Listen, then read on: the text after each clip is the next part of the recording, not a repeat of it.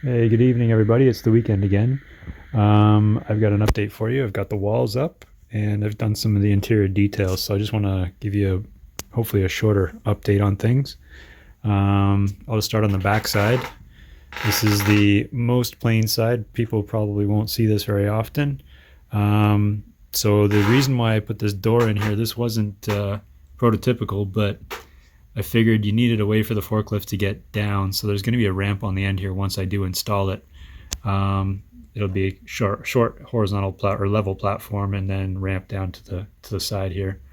Um, this is my single sheet of styrene that I was able to get. It's 85 centimeters long, which is quite nice. If you see my previous video, you'll see how I did the scoring there just to do the tilt-up panel walls. So we'll rotate. I've got this guy on a lazy Susan kind of thing, so it's pretty big. And I've done this off the tripod purposely because of this. So this is the one end. This is the wider end. This is about 35 centimeters wide, maybe 30 to 35. So what we've got here is we've got your door for truck pickup. And so that's fairly detailed. This came out of a Walters kit. The exterior part of it anyway. The interior I built myself. There's a lot of detail in there. Unfortunately, you can't really see it too well. This is the double track train door. That's all scratch built. And then this is the truck door next to it. So that's all scratch built as well. So the panels went on quite nicely, actually. I didn't measure much. I just went by touch, and the seams lined it up beautifully. I was fortunate about that. I'll just show you some of the interior on the walls. So let me turn this around here. If you can get in there. I'm going to try and navigate in here. It's kind of tight. So I put the vent there, the heat vent, which is actually prototypical, but just so happened that when I was cutting with the tin snips, I went right instead of left and cut the wall in half, at least the insulation part of it. So I had to cover it up, and just fortuitous that I guess it was there anyway. So that's a heater. And then the doors themselves, I don't know if you can see that. I did the I guess mimicking the manual opening with the chains. That's actually made of thread, and I don't know if I can get any closer than that. So there's one of those on each of the doors. There's one over here too, and then so those doors are roller doors. That's just a styrene tube. And then this door over here is the Walters door that I stole from the kit, and I had to pretend to bend the tracks for the door inward because they're going to bang into my horizontal I-beams that are supporting the wall. So that's all custom made, except for the door itself, but the tracks and everything. You guys have seen my crane. There's the interior. See if I can get a close-up of that. Yeah, there's the detail on the door opening.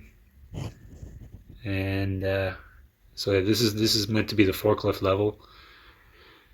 And I did get around to building a second crane. I haven't done the actual, I guess you'd call it the bogie that rides on top. I haven't done that yet. Took me a ton of time to do this. All the interior walls. There's three cores to them, 3 layers to them. They're super stiff. They're nice and straight, which is nice. And they're all lined up with I-beams of 2 different sizes.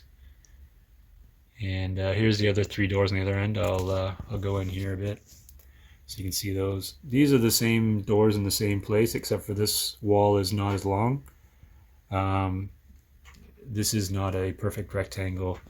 It's kind of a wider over here, and it narrows out. So this is like 33 centimeters, and then over here I think is about 27. So it's about 6 centimeters narrower on this end.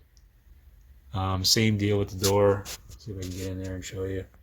It's also got some conduit and a little fake kind of motor thing. And I'll just show you the other side here.